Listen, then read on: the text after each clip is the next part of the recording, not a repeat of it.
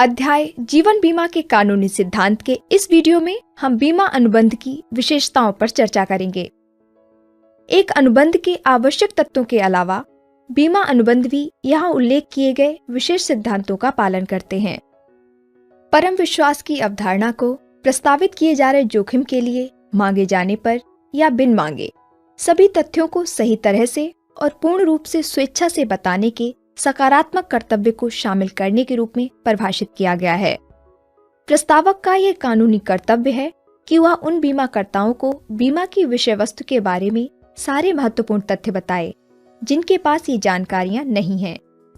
यदि दोनों में से किसी भी एक पक्ष ने परम सद्भाव का पालन नहीं किया तो दूसरा पक्ष उस संविदा को टाल सकता है। महत्वपूर्ण जानकारी के कुछ उदाहरण नीचे दिए गए हैं जिन्हें प्रस्तावक को प्रस्ताव देते समय प्रकट करने चाहिए। जीवन बीमा, स्वयं का चिकित्सा इतिहास, वंशानुगत बीमारियों का पारिवारिक इतिहास, धूम्रपान और शराब पीने जैसी आदतें, कार्य से अनुपस्थिति, आयु, शौक, व्यवसाय आदि की वित्तीय जानकारी। अग्नि बीमा, भवन का निर्माण व उसका उपयोग, भवन की आयु, परिसरों में सामान की प्रकृति इत्यादि। समुद्री बीमा, माल का विवरण, पैकिंग की विधि आदि। मोटर बीमा, वाहन विवरण, क्रय तिथि, चालक विवरण आदि। महत्वपूर्ण तथ्य को इस प्रकार परिभाषित किया गया है कि वह तथ्य जो बीमा जोखिमांकक को जोखिम को स्वीकार करना है या नहीं, तथा अगर स्वीकार करना है तो प्रीमियम की दर और नियम और शर्तों का निर्णय करने में लिए जाने वाले फैसले को प्रभावित करता है। हमने पहले की स्लाइड में चर्चा की है कि महत्वपूर्ण जानकारी में क्या शामिल है। अब देखते हैं कुछ महत्वपूर्ण तथ्य जो प्रस्तावक खुलासा करने के लिए बाध्य नहीं है जब तक कि जोखिमांकक द्वारा कोई विशिष्ट जांच न हो। वह है: पहला, जोखिम को कम करने के लिए लागू किए गए उपाय। उदाहरण, अग्निशामक की उपस्थिति। दूसरा, वे तथ्य जिनकी जानकारी बीमित को नहीं है या वह उनसे अनभिज्ञ है। उदाहरण, कोई व्यक्ति जो उच्च रक्तचाप से पीड़ित है लेकिन पॉलिसी लेते समय वह इस बात से अनभिज्ञ था। तीसरा, उचित परिश्रम द्वारा जिसकी खोज की जा सकती है। चौथा, कानूनी मामला। माना जाता है कि सभी को देश के कानून का पता है। पांचवा, जिसके बारे में बीमाकर्ता उदासीन प्रतीत होता है। बीमाकर्ता बाद में इस आधार पर जिम्मेदारी से मुकर नहीं सकता कि उत्तर अपूर्ण थे।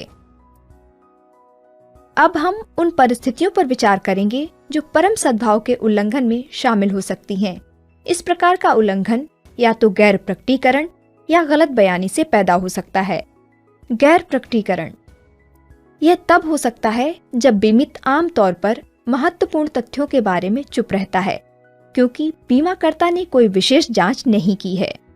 यह बीमाकर्ता द्वारा पूछे गए प्रश्नों के गोलमोल उत्तर से भी हो सकता है। गलत बयानी के दो प्रकार हैं। निर्दोष गलत बयानी उन त्रुटिपूर्ण बयानों से संबंधित होती है जो बिना किसी धोखाधड़ी के इरादे से किए जाते हैं। दूसरी तरफ धोखाधड़ीपूर्ण गलत बयानी उन गलत बयानों से संबंधित होती है जो बीमाकर्ता को धोखा देने के इरादे से की जाती है या बिना सत्यता के बिना विचारे दिया जाता है। कोई बीमा अनुबंध आम तौर पर तब अमान्य हो जाता है जब उसे स्पष्ट रूप से धोखे के इरादे से दिया गया हो या जिसमें धोखाधड़ीपूर्ण छिपाव किया गया हो। अभिव्यक्ति धोखाधड़ी का मतलब बीमाकर्ता को धोखा देने या इरादों को प्रेरित करने के इरादे से बीमाधारक या उसके एजेंट द्वारा किए गए निम्न में से कोई भी कार्य है का एक तथ्य के रूप में ऐसा सुझाव जो सच नहीं है और जिसे बीमाधारक सच नहीं मानता है। ख, बीमाधारक को तथ्य की जानकारी और विश्वास होने पर भी सक्रिय रूप से तथ्य को छुपाया जाना। ग, धोखा देने के लिए उपयुक्त कोई भी अन्य कृत्य। और घ, ऐसा कोई भी कृत्य या चूक जिसे कानून विशेष रूप से धोखाधड़ी घोषित करता है। ध्यान दें कि धोखाधड़ी के मामले में अगर पॉलिसी धारक जीवित नहीं है तो असत्य प्रमाणित करने का दायित्व लाभार्थियों पर रहता है। बीमा हित का अस्तित्व प्रत्येक बीमा अनुबंध का अनिवार्य अंग है और इसे बीमा के लिए पूर्व शर्त के रूप में माना जाता है। बीमा अनुबंध की विषय वस्तु उस संपत्ति में बीमा धारक की वित्तीय रुचि है। यह केवल तभी होता है जब बीमित व्यक्ति के पास संपत्ति में ऐसी कोई दिलचस्पी है कि उसका बीमा करने का कानूनी अधिकार है। उदाहरण के लिए जुआ में कोई भी जीत सकता है या हार सकता है, लेकिन आग में केवल एक ही परिणाम हो सकता है, घर के मालिक को नुकसान। घर के मालिक ने यह सुनिश्चित करने के लिए बीमा लिया है कि उसे किसी भी तरह नुकसान के लिए मुआवजा दिया जाए।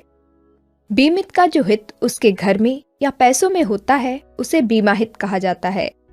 बीमा हित की उपस्थिति बीमा अनुबंध को कानून के तहत वैध और लागू करने योग्य बनाती है। जीवन बीमा में पॉलिसी लेने के समय बीमा हित मौजूद होना चाहिए। धन्यवाद।